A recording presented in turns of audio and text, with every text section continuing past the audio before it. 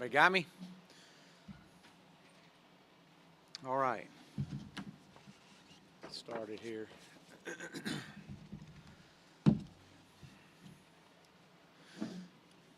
Everybody good?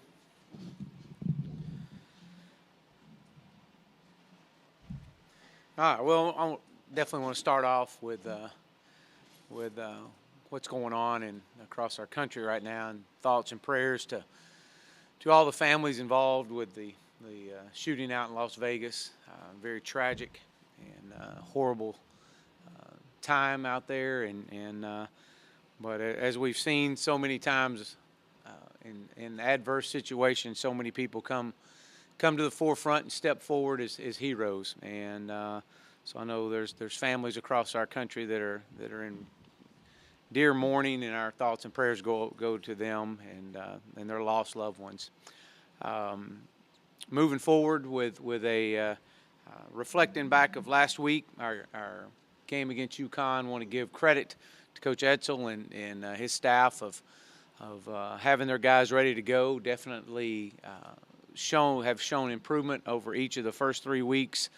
That was we knew we were going to get their best. We knew that they were going to come out and continue to improve on their first few weeks' opponents and game plans. And Coach Lashley did a phenomenal job offensively of taking what was given to them. And defensively, I know that we struggled early. It was hard to get into any type of routine and rhythm, but it was really good to see our guys and how they responded. But as I've shared last Saturday night, we've been where UConn is, building that program. We know what they're going through, but what was impressive for us is while it may not have been our best performance, it was our best response, and that was a game that it was good to win in the way that we had to win it. Come behind or come out in the fourth quarter and perform the way we had to. It's amazing how it all works when one guy has a play's made, and how it just flips the entire momentum of the game. I think that was without a doubt the block punt by Ryan Becker on a call that was not a block. All week long, our emphasis was to return, but that's a guy doing his job. That was it. His job was to ensure them punt, and he did that, and he almost blocked the one before it. He was extremely close. So it's great to see guys that are coming out doing what they're coached to do, and in a week that was so much of a return emphasis, it would have been so easy just to let up just a little bit, and no one would have ever noticed. But that's not who Ryan is. That's not what this program's about, and we've used his example, and will continue to use his example for weeks and years to come, of a guy just doing his job and doing it the best of his ability.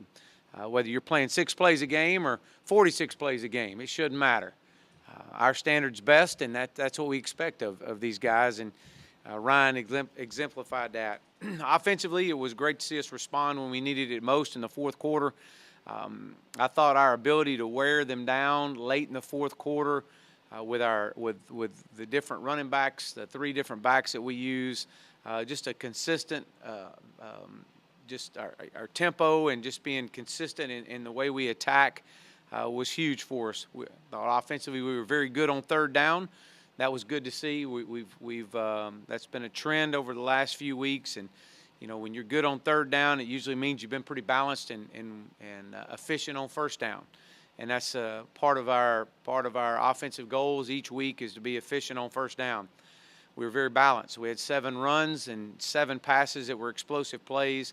We were able to score inside the red zone all but one time, and that last one being the fourth down to end the game down here. So that was good to see. I thought Ben Hicks, Ben is a fierce competitor. I know his completion percentage is not what we want, and I know we've missed on some throws, but this guy is a fierce competitor. He's making plays when we need it most, and excited to see him. He was one of our players of the game. He gets us in the right protections, makes the right calls for us, and gives us the best chance. We were looking for a spark early in the first quarter, and brought in DJ Gillens.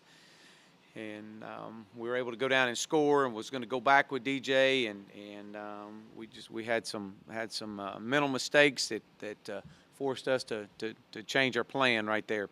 Again, our running backs, all three of them, they're all great competitors. They all want the ball every play. You got to love that in these guys.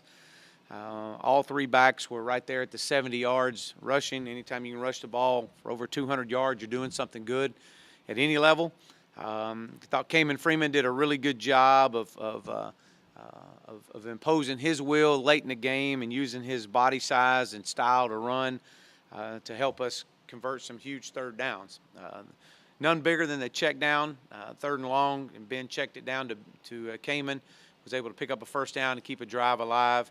I thought our offensive line played consistent. Evan Brown was our player of the game. Up front, Will Hopkins continues to improve. I'm really excited about Will. He's getting better every week. Bryce Wiles, with Jacob DeDore being out, Bryce Wiles got the majority of the reps and did some good things. So competition's making everybody better up front. Our wide receiver core continues to just be consistent in their play. I did not think we played very well without the ball. I didn't think we blocked very well. I didn't think we were as physical as we've been in the past. And that's been something we've addressed. But I thought, obviously, Trey Quinn was on the American Conference honor roll this week, and with his 15 receptions. And obviously the production that Cortland Sutton gave us as well. It was great to see those two guys contribute to our success offensively. We're very explosive offensively. We knew that. We've got depth. We've got talent, and as I've said it every week, just as a quarterback, man, get the ball to your playmakers. That's what this thing's about. Get us in the right call, get it to your playmakers. Thought defensively, when you look at the performance of Justin Lawler, which was the defensive player of the week in our conference, which was huge to see, and his 4 sacks, tied an SMU record. You held an opponent to -8 yards rushing. You got to be doing something right up front. And again, coming into this year, we felt like our defensive line, with the depth that we have and the way Coach Wyatt rotates our D linemen, it really wears people down, especially in the fourth quarter. We've got 12 guys that we're able to rotate, and we feel really comfortable with these guys. We've got to do better. We've got to do better on some double teams. We're getting knocked back at times on double teams, but that's something that we'll continue to focus on. Kyron Mitchell was our other defensive player of the game. Continues to be just a very active football player, very aggressive, and provides a spark to us out on the edge at our outside backer. We had 8 sacks. Mason Gentry, none bigger than his 2 sacks late in the fourth quarter. And they have guys open down the field. And Mason Gentry comes in, and we're only rushing 3, and we're able to create 2 sacks. Demarie Mixon was another, had a sack. Nick Horton and Anthony Nerone all contributed with adding a half a sack each. But very good on third down defensively. We held them to 3 of 13 on third down. We had 17 plays of negative yards. You can do a lot of things that way. And I thought we played well in the fourth quarter. I did not think we played consistent. We didn't play to our standard. I did not think that we played very well on the back end in our secondary at all. I thought we played with very little confidence, which was a concern. Obviously, Jordan Wyatt did not play, but that's why they give us more than one scholarship, because we got other guys back there that's got to play too, and we got to have them ready. And that's something we've got to improve on. That's something that has shown up on film for a couple weeks, and that's something that'll get you beat. And it's just be straight about it. Sunday's all about the accountability, being accountability and the truth Sunday. And so, you have to say what it is. And we did not play well. Matter of fact, I thought that is an understatement. I thought we missed too many tackles on the back end. We didn't play with the confidence that we need, and that's got to improve, and that will improve. Jordan White coming back this week will definitely add a huge boost to us. He's such a great leader. Watch him coach on the sidelines Saturday, and trying to help those young guys out was really impressive, and I appreciate his leadership. But it'll be great to get him back out on the field today. But we did do some good things. I will say that. I think defensive line-wise, we're very disruptive. We do some good things there. Linebackers, we got to do a better job in some areas. Again, missed too many tackles, but that'll improve. Special teams, I've mentioned Ryan Becker. I want to mention him again because he set the tone as the game flipped. It was because of his effort on a play that really was designed to return. So his block punt, we had caused a fumble, 2 freshmen. It was great to see Shane Haley and Delano Robinson. Shane causing a fumble on a kickoff return, and Delano picking it up, being in the right position. So again, those 2 young guys are going to continue to add to our football team and our success. We were 100% on our PATs, so that's great with our snapper Garrett Stotts, Alex Melvin, and Josh Williams have done a really good job this past week. We kept talking about we can't leave points on the field, and we didn't do that last week. Our protection scheme was good as well up front. So again, we came out of the UConn season 1-0, and that was our goal. We got a lot to improve on, especially moving into this week. We travel down to Houston to play a very talented football team, a team that, in my opinion, has, if not the best player, defensive player in college football. He's one of the top 2 in Ed Oliver. He's our defensive player of the year in our conference. He's as good a player as I've seen at this position on film, and we've seen some good ones over the years. This guy plays the game like it's supposed to be played, and that's all out every play. They've got more than just him, though. Now, I know his stats don't look like he's made many plays, and it's because he draws so many double teams and forces a lot of attention on himself. But they've got some guys up front that are returning. They've got 7 returners on their defensive side of the ball. 6 of those are seniors, so they're very experienced. Their linebacker core is fast. They're physical. They play very aggressive. And again, all 4 of those guys returned from last year that got a lot of playing time in. The secondary, I thought their secondary, they got a JUCO transfer in at safety, which provides length and some speed back there. The Garrett Davis, Isaiah Johnson, and Jeremy Winchester all have played and contributed back there last year.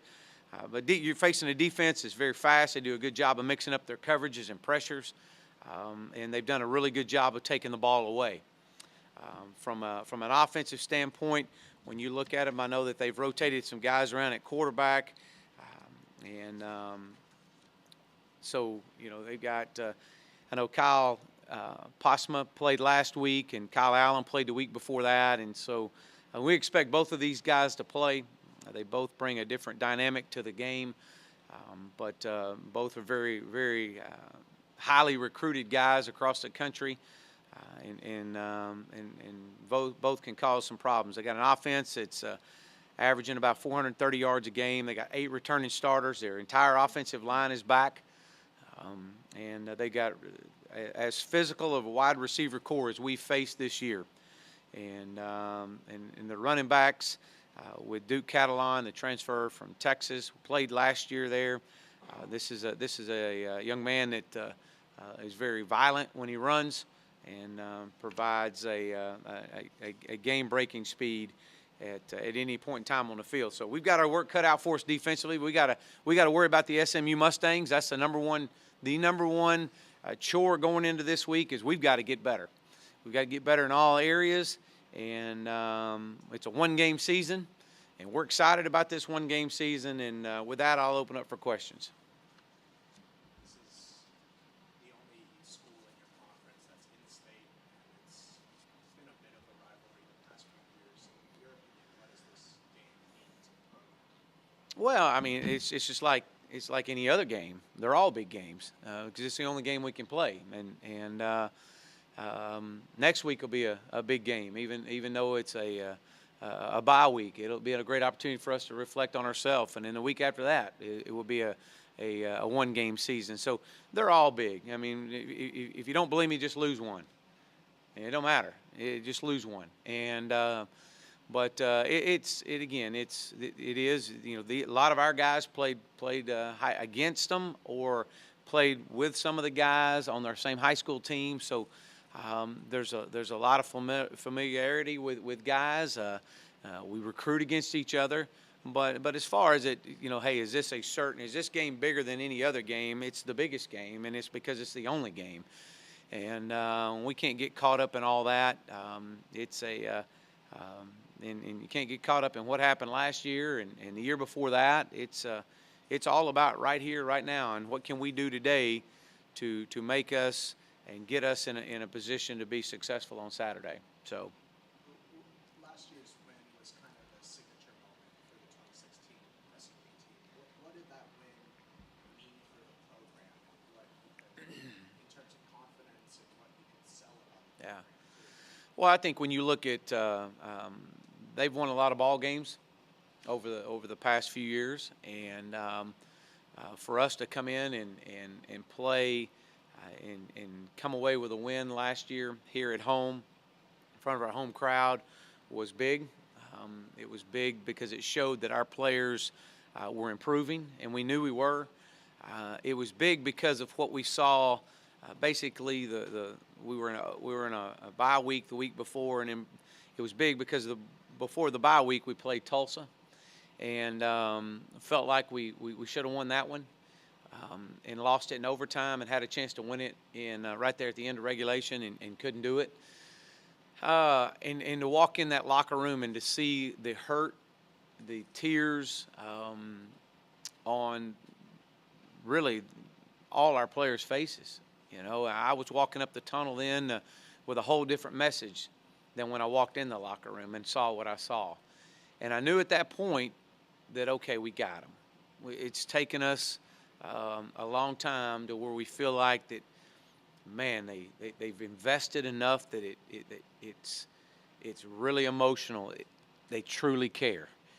And so coming off of that, going into our bye week, focusing on being the best SMU team we could be, and then transitioning that into the next week, and to seeing the results, it just showed what we felt several weeks earlier, and it also showed that our guys are continuing their growth and to stay true to the process.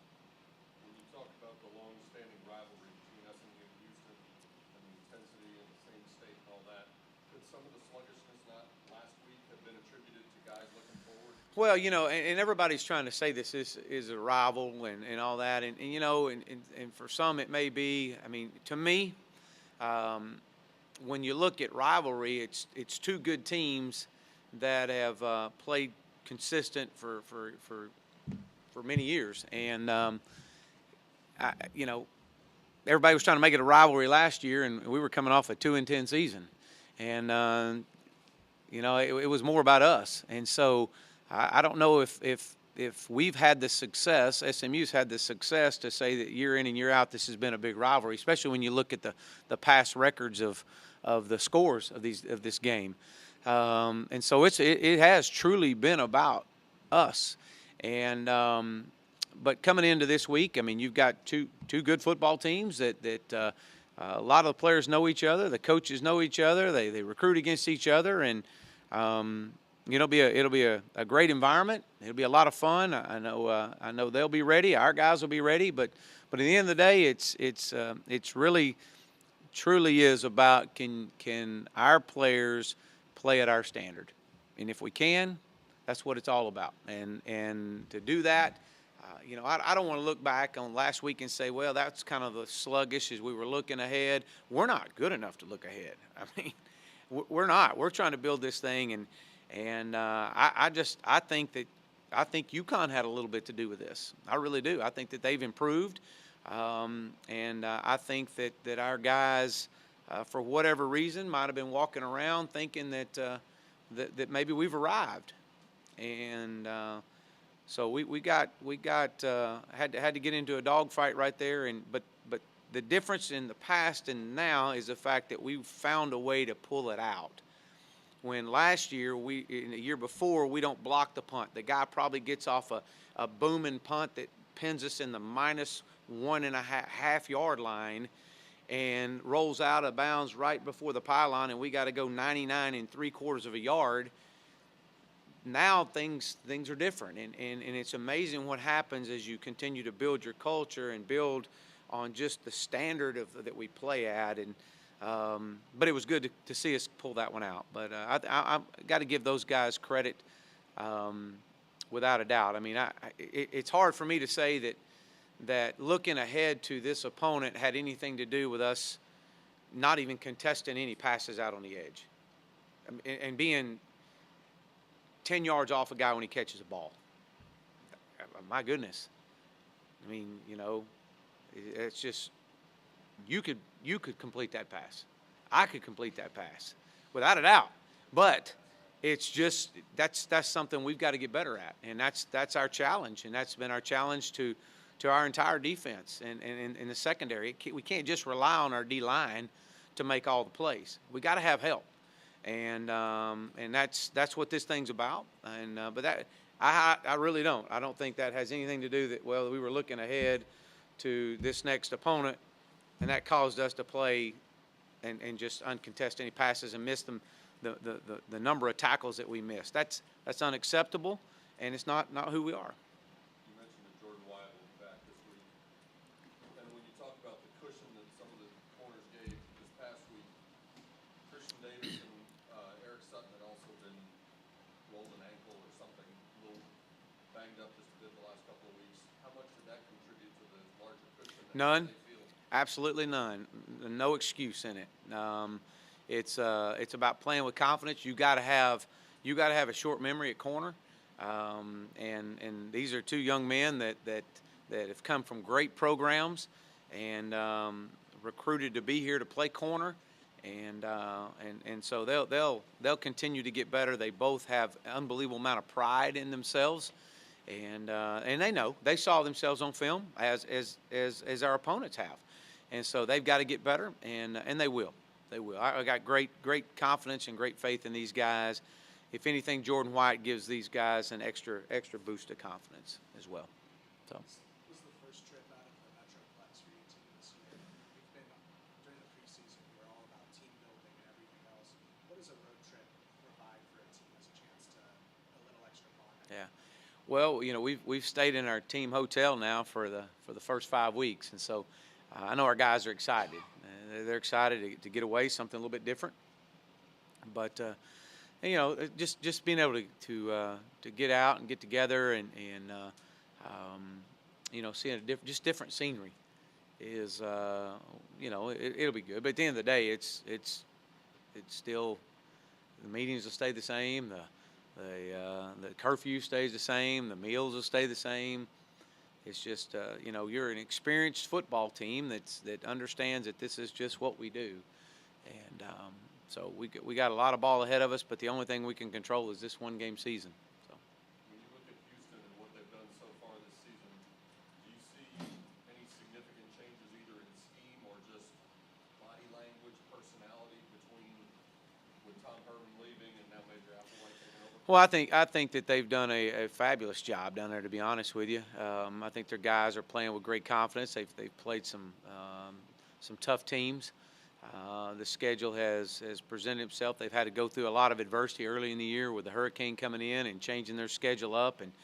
But no, absolutely not. I think these guys are playing extremely well, and I think that it's I think this is a football team that has got a lot of confidence right now. This is kind of going back a little ways, but you studied math and statistics at A&M. What was the mindset, and were you drawn to that area, and how has that affected you as a coach? Yeah, I've always been enamored by numbers and statistics. That's just kind of the way I grew up. Outside of my mom and dad, my high school math teacher made a huge difference in my life and made it interesting. And so I've always studied numbers. I'm enamored with it. Our staff hates it. They absolutely hate that I like the numbers so much because numbers don't lie, and they don't lie. It is who you are. This is us. And right, wrong, and different. This is what the numbers say. This is who we are. And it gives us a measuring point, gives us a starting point. I've always felt like, and I've always been this way ever since a kid, that if for every question there's an answer.